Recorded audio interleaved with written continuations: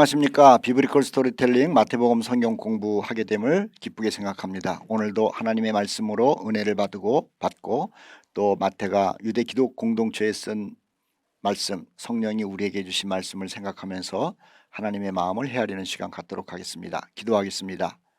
사랑과 은혜가 풍성하신 하나님 아버지, 하나님의 존귀하신 이름 앞에 감사와 찬송과 영광을 올려드립니다. 큰 죄악 가운데 살던 우리에게 생명의 빛을 보여주시고 또 우리의 믿음을 통하여서 하나님의 자녀로 천국을 향해서 가는 백성 삼아주심을 감사를 드립니다. 오늘도 주의 백성들이 아버지께서 주신 말씀을 읽어가며 기쁨을 누리고 또 믿음을 세우고자 하오니 하나님이여 우리를 도우시고 말씀 가운데 역사하여 주시옵소서. 우리 구주 예수 그리스도의 이름으로 기도하옵나이다. 아멘. 오늘은 마태복음 24장 15절 말씀부터 공부하도록 하겠습니다. 여러분 성경책에 마태복음 24장 15절 말씀부터 22절까지의 말씀을 네모를 쳐주시죠. 우리는 지금 어떤 내용을 공부하고 있냐면은 왕의 귀환에 대해서 공부하고 있습니다. 다른 말로 얘기를 하면은 예수님의 재림 얘기를 하고 있는 것이죠. 자, 왕이 귀환을 한다, 예수께서 재림을 한다라고 하는 것은 성도들에게는 최고의 소식입니다. 에게 최고의 소식. 이거보다도 더 큰 기쁨의 소식은 없습니다. 예수님이 십자가에서 우리의 죄를 처리하셨다라고 하는 것도 엄청난 소식인데 그것을 믿는 우리에게 왕께서 오신다라고 하는 약속이야말로 엄청난 큰 축복의 말씀이죠. 자, 15절 말씀부터 22절까지의 말씀은 왕의 귀환의 얘기 중에서 이스라엘에게 나타나는 현상을 설명하고 있습니다. 자, 15절 말씀. 그러므로 너희가 선지자 다니엘의 말한 바 멸망에 가증한 것이 거룩한 곳에 선 것을 보거든. 멸망에 가증한 것 네모 쳐놓으세요. 줄거놓으세요. 멸망에 가증한 것, 멸망의 가증한 것. 자, 이 멸망에 가증한 것 줄거놓으셨죠? 그리고 이 멸망에 가증한 것이 뭐냐면 1차적으로 안티오코스 에피파네스예요.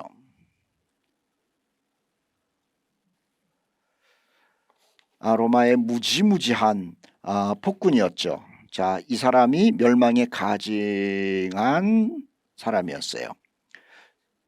주전 168년에 성전에 들어가죠. 성전. 이 성전은 예루살렘 성전이에요.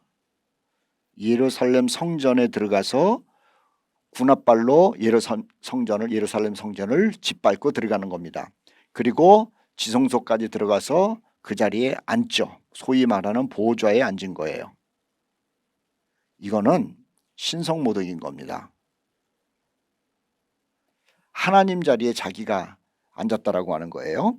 자, 그런데 이러한 일이 있었어요. 자, 이것을 과거라고 그럽니다. 과거.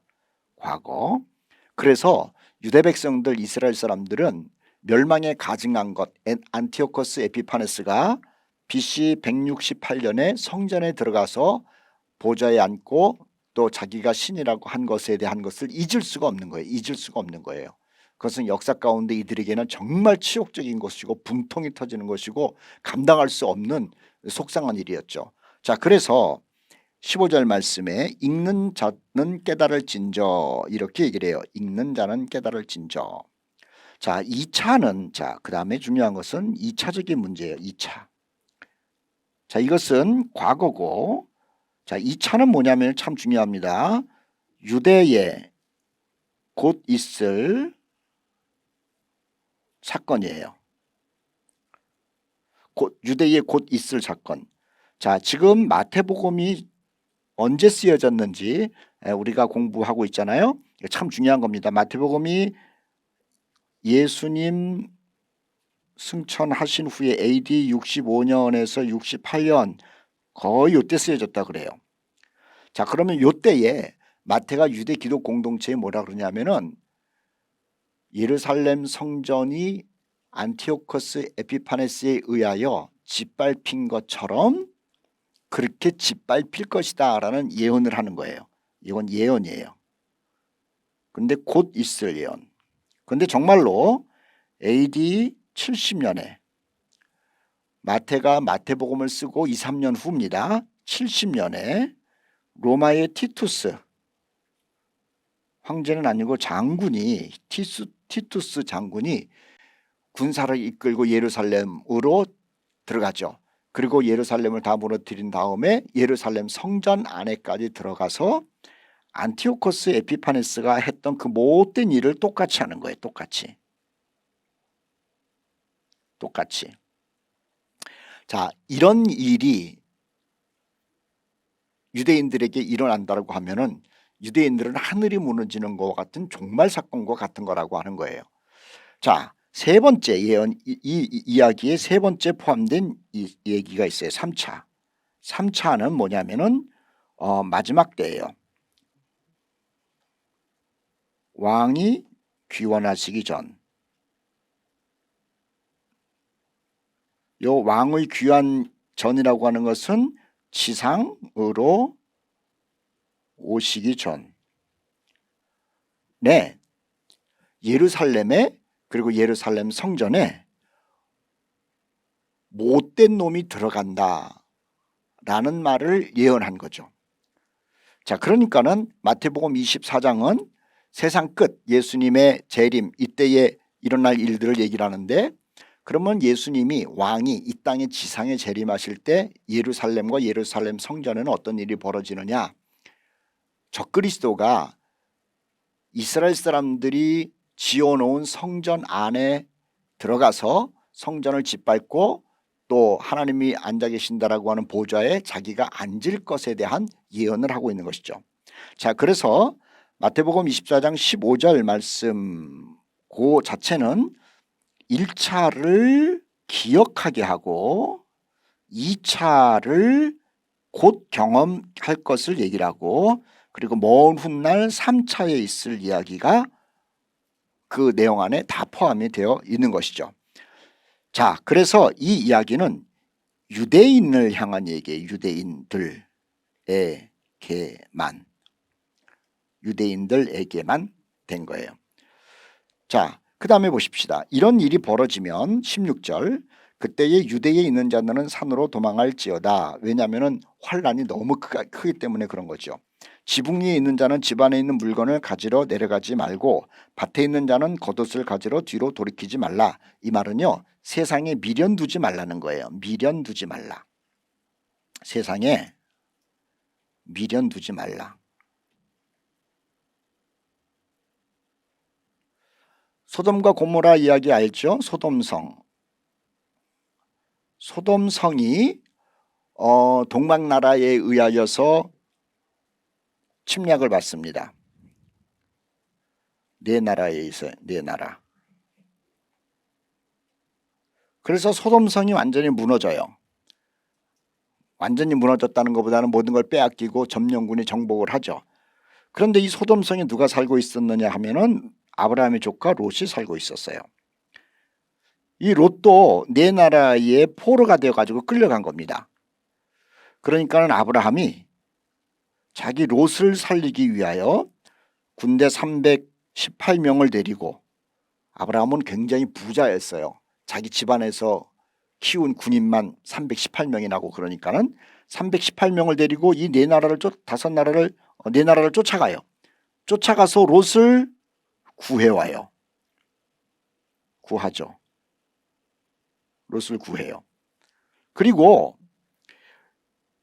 그러고 나니까는 이 롯이 죽음 가운데서 살아난 거잖아요. 죽었다가 살아난 거라고. 어디에 있다가? 소돔성에 있다가.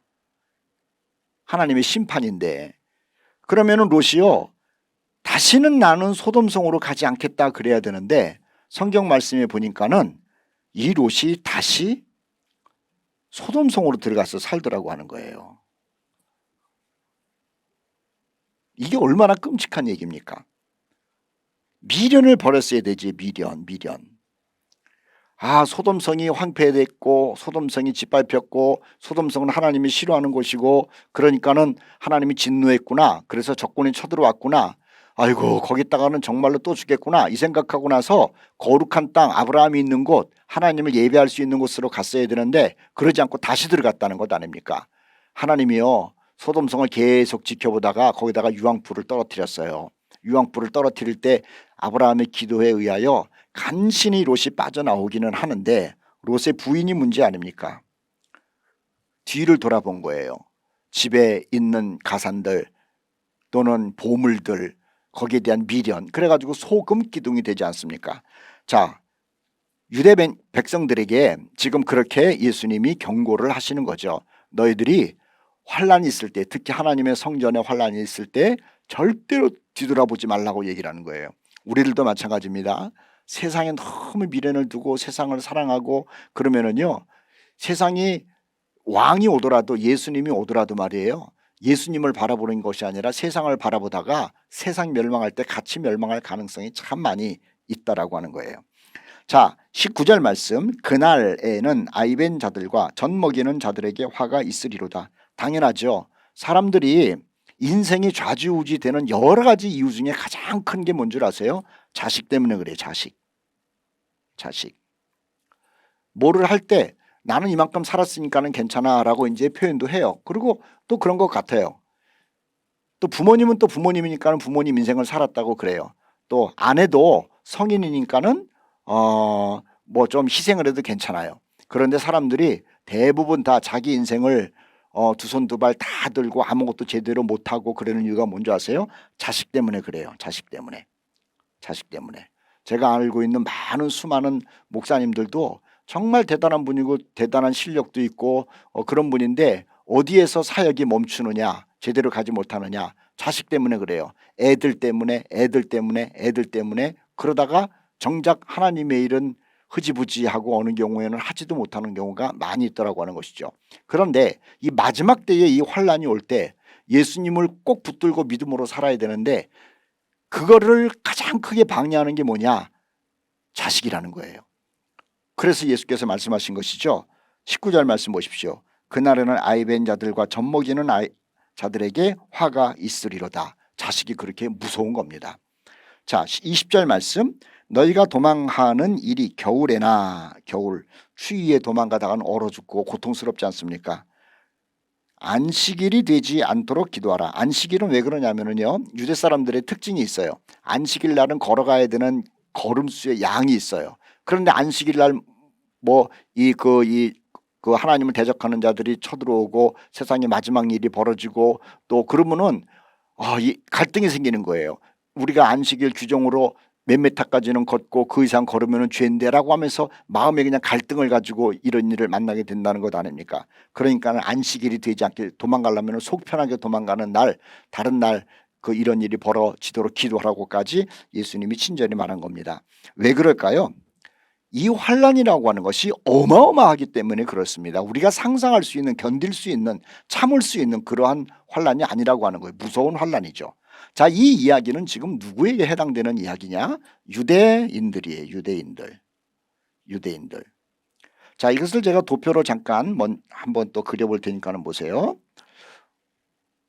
자, 우리 그리스도인들이 예수님과 더불어 공중에서 기쁨의 시간을 갖습니다. 자, 그런데 그리스도인들은 이 땅에 있다가 예수님 오실 때에 들림을 받아서 공중에 올라가는데 이 땅에 남아있는 사람들이 있죠. 이 땅에 남아있는 사람들이 누구냐 하면은 예수님을 거절한 사람이에요. 그 다음에 안 믿은 사람이에요. 하나님의 말씀을 농담으로 여긴 사람이죠. 예수를 거부한 사람은 완전 불신자라고 생각하면 되고요. 안 믿은 사람은 교회 안에 다니면서 자기가 믿고 싶은 것 또 자기한테 유익이 되는 것 같은 것만 믿는 선택해서 믿는 이런 사람들이었다는 거예요. 이 사람들이 다 남아있는 거죠. 그리고 이 안 믿는 사람들 가운데 누가 있냐면 유대인이 있는 거예요. 자, 지금 마태복음 유대인들에게 얘기를 하는 거죠. 유대인들이 들림받지를 못하면은 이 시간에 평화 조약을 맺어요. 평화조약. 요거를 3년 6개월 그리고 이쪽도 3년 6개월 그래서 7년 계약이라고 그래요. 자, 이 얘기는 다니엘서에 나오는 거기 때문에 구체적으로 하지 않습니다. 자, 그 다음에 요 7년 동안에 무서운 일들이 벌어지는데 자연재해,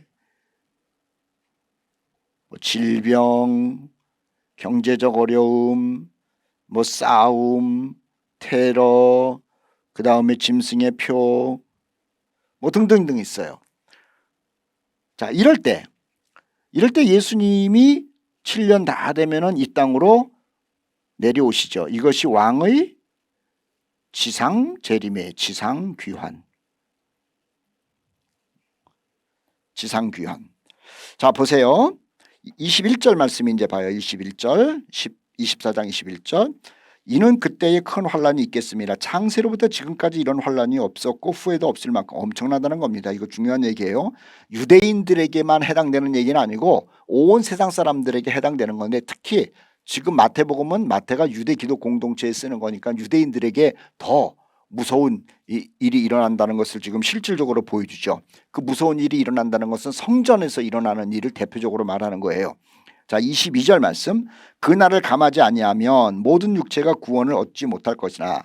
자, 이 환란이 오래되지는 않는다는 겁니다. 길어야 7년이라는 거예요. 길어야 7년. 길어야 7년. 그러나 택하신 자들을 위하여 그 날을 감하시리라. 택하신 자들을 위하여 예수께서 공중에서 이 땅에 내려오실 것이다. 유대인들이 그때 예수님을 영접한 사람들이 있잖아요. 이 환란이 이제 견딜 수 없을 때쯤 되면은 예수님이 내려오신다. 이 나를 감한다라는 겁니다.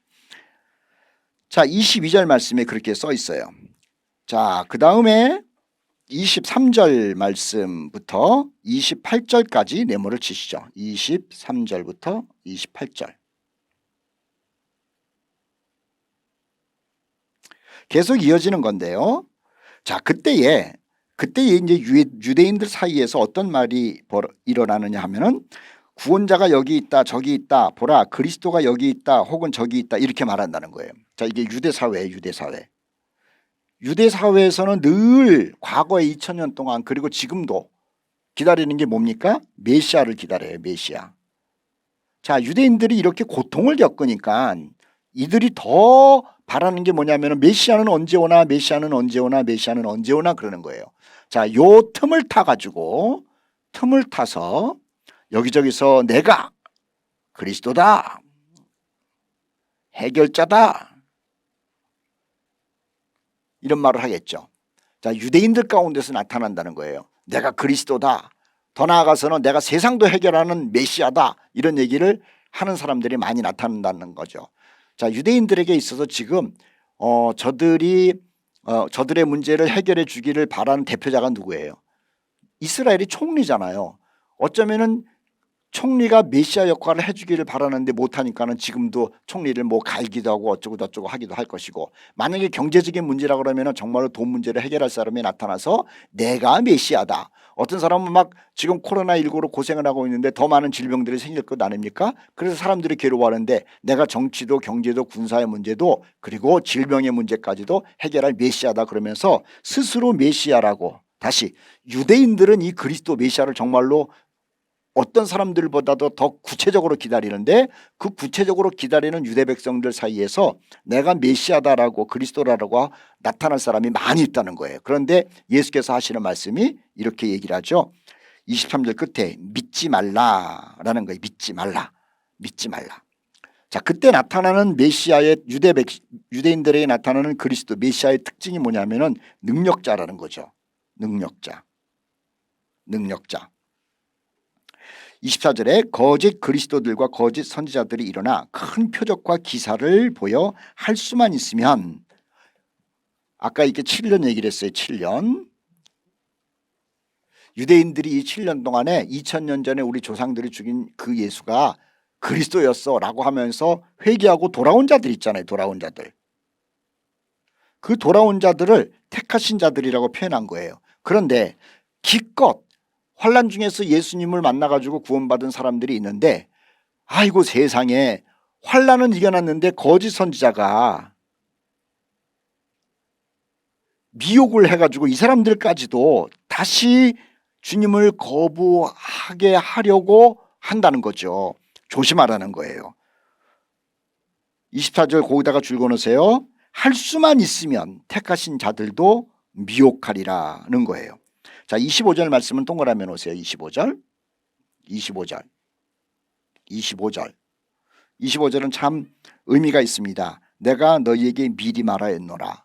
이게 참 중요한 얘기예요. 짧은 구절이지만 예수께서는 제자들에게 이미 말씀하셨고 마태는 유대 기독 공동체에 이미 말한 것이고 성경은 오늘 예수 믿은 우리에게 이러한 일이 일어날 것을 미리 이미 말씀했다라고 하는 거예요.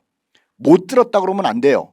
그런 말이 성경에 어디 있어? 이런 얘기를 하면은 안 되는 거예요. 성경은 미리 써놓았고 우리는 그것을 미리 공부하고 있는 것이고, 그래서 우리는요 앞으로 되어질 일에 대하여 큰일 났구나, 이게 무슨 일이야 그러질 않고, 아 우리 주님이 말씀하신 대로 되고 있구나 라고 하면서 주의 말씀이 성취되는 것을 기뻐하고 감사하고 그리고 또 준비하고 그래야 되는 것이죠. 자, 특히 지금은 마태복음을 공부하잖아요. 자, 마태복음은 유대 기독 공동체에, 즉 유대 땅에 일어날 일들에 대하여 더 상세히 썼어요. 그래서 우리는 세상에 일어나는 일들을 보기도 하지만은 유대 땅에서, 이스라엘 땅에서, 예루살렘에서 무슨 일이 일어나는지에 대해서 자세히 보고 있어야 되는 것이죠. 그러면서 아이고 어쩌면 저렇게 예수께서 말씀하신 대로 되고 있어 라고 하면서 마음을 가다듬고 감사하고 준비하고 있어야 된다라고 하는 거예요. 26절 말씀. 그러면 사람들이 너희에게 말하되 보라 그리스도가 광야에 있다 하여도 나가지 말고 보라 광야에 골방에 있다 하여도 나가지 말라. 자, 나가지 말래요. 여기 있다 저기 있다. 그런데 메시아의 오심은 어떠냐라는 거예요. 메시아의 오심. 자, 메시아의 오심은 어떠냐. 메시아의 오심, 왕의 오심. 왕의 오심은 놀랄 만한 것들은 하늘에서 말 타고 내려오는 것이죠. 요한계시록도 써 있지만은, 자, 왕의 오심은요 아주 대공개적입니다. 공개적. 세상 전체에서 왕이 오시는 것을 보고 유대인들은 물론이고 온 세상 5대양 6대적 구석구석에서 왕의 오심이 현저하게 공개적으로 보여질 거라는 거예요. 자, 27절이죠. 번개가 동편에서 나서 서편까지 번쩍임 같이 인자의 임함도 그러하리라. 이렇게 말씀한 거예요. 자, 예수님께서, 왕께서, 우리는 왕이라고 표현하는 게 더 좋아요. 왕이 공중재림을 하십니다. 그리고 지상재림을 하세요. 공중재림에는요 성도들을 위해서 오시는 거예요. 왜 성도들을 위해서 오시는 줄 아세요? 성도들이 이 땅에서 환난당하고 있거든요. 그래서 너무 큰 환난 속에서 있으면 안 되니까는 예수께서 이들을 공중으로 불러가시기 위해서 오시는 거예요. 자, 공중으로 예수님이 오셔서 성도들이 데려가면 세상은 어떨까요? 세상은 예수의 공중재림을 몰라요. 세상은 혼란이 시작이 되는 거예요. 그리고 환란이 시작이 되죠. 왜냐하면 예수 믿는 사람들이, 수많은 사람들이 하늘로 사라졌으니까는 이 세상은 얼마나 혼란스럽겠습니까? 그런데 하나님의 아들 예수가 공중으로 재림했다는 걸 아는 사람은 없을 것 아니에요. 이것은요 아주 비밀스러운 사건이에요. 비밀스러운 사건. 자, 그렇다면 공중재림은 어떻다는 거예요? 지상재림은 이거는 공개적인 사건이에요. 자, 지상재림은 공중재림은 성도들을 환난에서 데려가시기 위해서 오셨다면, 지상재림은 끝까지 믿음 지킨 자들, 이것을 마지막 추수라 그래요. 를 위한 것이고, 그리고 지상재림은 하나님을 저주하고 믿지 않던 불신자들에 대한 심판으로 오시는 거예요. 왕께서.